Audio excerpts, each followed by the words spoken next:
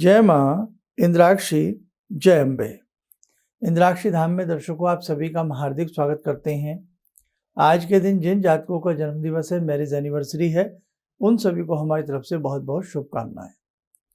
आज हम घर के ब्रह्म स्थान के बारे में आपको बताएंगे।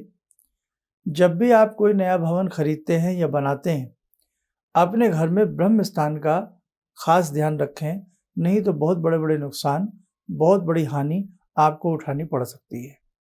ब्रह्म स्थान किसे कहते हैं पहले भी बता चुके हैं, लेकिन आज ध्यान से पुनः सुनिएगा। बहुत लोगों की दोबारा से इस सब्जेक्ट को लेकर के जानने की इच्छा थी। ठीक है, तो आपके घर में ब्रह्म स्थान कहाँ है, आइए सारी बातें आपको बताते हैं। उससे पहले आज का हम पंचांग देखते हैं। 7 जून सन 2022 दिन मंगलवार, ज्येष्ठ मास शुक्ल पक्ष, संवत 2079। तिथि आज सप्तमी है, लेकिन सुबह 7:57 तक सप्तमी है। उसके बाद अष्टमी प्रारंभ हो जाएगी। अभी सुबह के 7 बजे हैं। नक्षत्र पूर्वा फाल्गुनी, राहु काल 3 से 4:30, दिशा शूल उत्तर दिशा। हर घर में ब्रह्म स्थान होता है, चाहे आप फ्लैट में रहते हैं, कहीं भी रहते हैं, उसी हिसाब से आप अपने घर के ब्रह्म स्थान को समझ लें। कैसे? आपका प्लॉट की जो लंबाई चौड़ाई है, उसके 3 बराबर हिस्से कर दें। कितने? 3। और बीच वाला जो हिस्सा होता है भवन के मध्य का, वो आपका ब्रह्म स्थान होता है। या मोटी सी भाषा में, बिना नापे बिना तोले आप जहाँ रहते हैं उस घर के हिसाब से उसका जो मध्य भाग बनता है, मध्य भाग, वो ब्रह्म स्थान होता है। और ब्रह्म स्थान की एक बहुत बड़ी विशेषता और मैं आपको समझा दूं, आपको समझ में आ जाएगा। हमारे शरीर में जैसे हमारा हृदय काम करता है, हृदय रुक जाए जिंदगी रुक जाती है, ऐसे ही काल पुरुष की रूप में जो घर का मध्य भाग होता है वो हृदय कहलाता है। घर के मध्य भाग में ब्रह्म स्थान में भूल कर भी कोई वजनदार चीज ना रखें। कोई पिलर, कोई खंबा, कोई स्तंभ भूल कर भी ना बनाएं। बेचैनी बढ़ेगी, हानि बढ़ेगी, धन का नाश होगा, शरीर में स्वस्थता नहीं रहेगी। दूसरी बात, इसी ब्रह्म स्थान पर घर में बहुत लोग क्या करते हैं, वो स्थान कई बार पानी का बना लेते हैं, कई बार उस हिसाब से वहाँ किचन आ जाती है, झूठे बर्तनों का वास बन जाता है। कुछ लोग भूल से वहाँ डस्टबिन, कूड़ा करकट आदि रख देते हैं। कुछ लोग जीना चढ़ा देते हैं ब्रह्म स्थान से ऊपर की तरफ, बिल्कुल गलत है। ध्यान रखना, जिस घर में ब्रह्म स्थान स्वच्छ नहीं, यानी कि हृदय का स्थान आपके घर का, एक सिर, पांव, ऐसी पूरा वास्तु पुरुष के हिसाब से डिजाइन बन जाता है, और उसमें कहाँ उसका हृदय है, कहाँ उसके पांव हैं, पूरे वास्तुशास्त्री देख लेता है अपनी निगाह से। लेकिन ब्रह्म स्थान जो होता है वो हृदय स्थान होता है। तो यदि आपने भी ऐसी कोई भूल की हो, अपने घर का अंदाजा तो लग ही जाता है, भले ही आप चाहे उसको नापे तोले ना, लेकिन अंदाजा लग जाता है मेरे घर का ये ब्रह्म स्थान है। वहाँ पर कोई ऐसा गटर, गंदगी का स्थान ध्यान रखना, और कोई भारी स्तंभ या कोई भारी ट्रंक, पेटी, कोई ऐसी चीज वहां मत रखना। अब ब्रह्म स्थान में क्या किया जाए? कोशिश की जाए कि ब्रह्म स्थान स्वच्छ बनाया जाए, स्वच्छ रहे, खाली रहे। आपको याद है, अब तो ऐसे भवन नहीं बनते, लेकिन यदा कदा आज भी हमारे छोटे स्थानों में, छोटे क्षेत्रों में आज भी सूझबूझ के साथ ऐसे भवन बनाए जाते हैं। क्या आपने देखा, पहले भवन बनते थे, ऐसे बना, ऐसे बना, ऐसे बना, दरवाजा आ गया, और बीच का जो स्थान होता था वो खाली होता था। ऐसे ऐसे रूम होते थे चारों तरफ, और बीच का ब्रह्म स्थान खाली रखा जाता था, और ब्रह्म स्थान के ऊपर बिल्कुल रोशनी आती थी, या वहाँ पर कोई जाल वगैरह लगा दिया जाता था। उन घरों की आबो हवा, उन घरों में रहन सहन बड़ा स्वस्थ तरीके से हुआ करता था। या ज़्यादा से ज़्यादा अगर बहुत बड़ी कोई ऐसी बिल्डिंग होती थी, बहुत सारे लोग भी पहले 10-10 परिवार एक उसमें रहते थे, हवेली के अंदर, हवेलियाँ कही जाती थी पहले। तो बीच में वहाँ तुलसी का पौधा लगा दिया जाता था सुंदर तरीके से। आज भी बहुत लोग ऐसे करते हैं, घर के ब्रह्म स्थान में तुलसी का पौधा रखना, क्योंकि घर के ब्रह्म स्थान की पूजा होती रहे।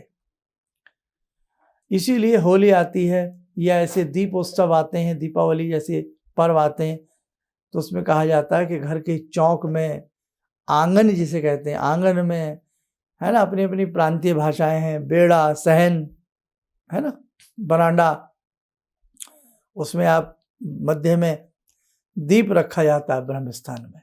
तो इसलिए ध्यान रखना, घर का ब्रह्म स्थान बहुत सुंदर होना चाहिए। और वो ज़माने तो पता नहीं न जाने कहाँ चले गए, कैसे कैसे अब हम घरों में रहते हैं। जैसे चिड़ियाघर में पक्षियों को देखते हैं, पशुओं को कैद देखते हैं, वो कैद इंसान की हो गई है। बड़ी बड़ी ऊंची ऊंची अट्टालिकाएँ, मीनारें, 2-2 कमरों में, 3-3 कमरों में, कमरा बंद, डिब्बा बंद, सब उसी में पैक होकर के रह गया है। ब्रह्म स्थान तो खत्म ही हो गए हैं, उस प्रकार के भवन तो खत्म ही हो गए हैं। बढ़ती जनसंख्या, सारी चीज़ें, है ना, आपको सब पता है। लेकिन आज भी मैं उन लोगों को बहुत भाग्यशाली मानता हूँ जो इस प्रकार के भवन में रह रहे हैं, इस प्रकार के स्थानों में रह रहे हैं। भगवान की कोई असीम अनुकंपा उनके ऊपर है, नहीं तो हम तो चिड़ियाघर के पशु पक्षी बन करके रह गए हैं अब। इसलिए साधु को ध्यान रखना, आप जहाँ भी रहते हैं, जैसे भी रहते हैं, ज़िंदगी को खुश रखने का प्रयास करें।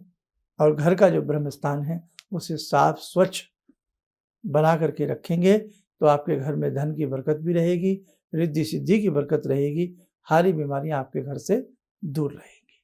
बस आज मुझे आपको यही समझाना था। आइए, समय हो चला आज की ध्यान साधना का। आज की ध्यान साधना में जुड़ते हैं बाबा हनुमान जी से। ॐ अतुलितबलधामं हेमशैलावदेयं धनुजवनकृशानु ज्ञानिनामग्रगण्यं सकलगुणनिधानं वानराणामधीशं रघुपतिप्रियभक्तं वातजातं नमामि। मनोजवं मारुततुल्यवेगं जितेन्द्रियं बुद्धिमतां वरिष्ठं वातात्मजं वानरयूथमुख्यं श्रीरामदूतं शरणं प्रपद्ये। श्रीरामदूतं शरणं प्रपद्ये। रामाय रामभद्राय रामचन्द्राय वेदसे श्रीरघुनाथनाथाय सीताया पतये नमः। श्री हनुमंताय नमः। कवच बना लें, ध्यान करें, बाबा हनुमान जी का शुभ आशीष हम सबके ऊपर बरस रहा है।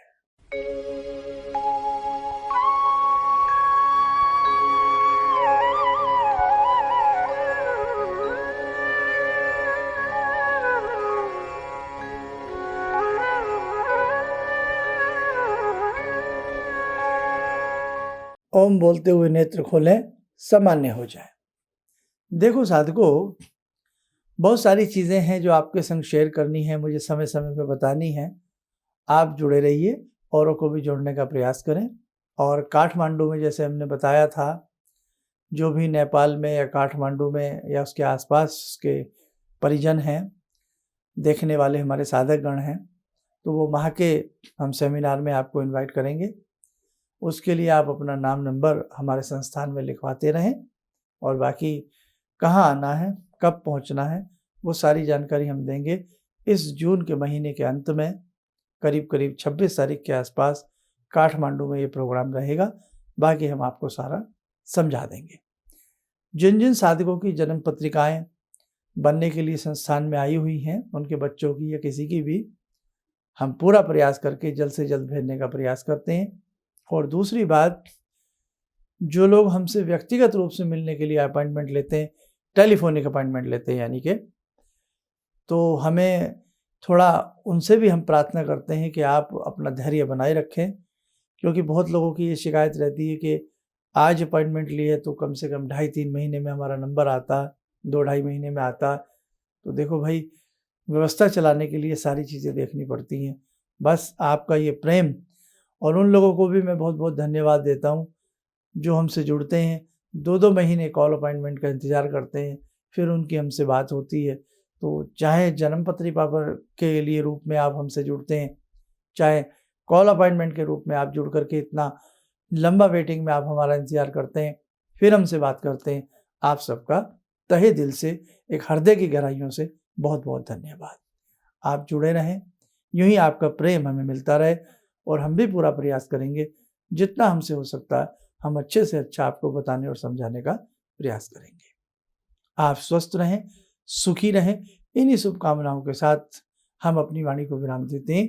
जय जय अम्बे। भगवान से जुड़ो, और भगवान से जुड़ने का जरिया आपने बताया, बहुत अच्छा लगा, बहुत धन्यवाद। और सनातन धर्म को जिंदा रखने के लिए आप जो प्रयास कर रहे हैं बहुत सराहनीय है। हम लोग को मौका मिला है, हम लोग भाग्यशाली हैं जो आपके करीब आने का हम लोग को मौका मिला है। किसी भी समस्या के समाधान के लिए मिले प्रसिद्ध हस्तरेखा एवं वास्तु विशेषज्ञ प्रोफेसर धर्मेंद्र शर्मा जी से। नोट: शिविर में भाग लेने हेतु एवं व्यक्तिगत रूप से मिलने के लिए कॉल करने का समय सुबह 10 बजे से शाम 6 बजे तक। हमारे विभिन्न ज्ञानवर्धक कार्यक्रम देखने के लिए आप हमें अभी सब्सक्राइब करें, बेल आइकन को प्रेस करें ताकि आप देख सकें हमारा कार्यक्रम सबसे पहले। और अधिक जानकारी के लिए फेसबुक पेज को लाइक करना न भूलें।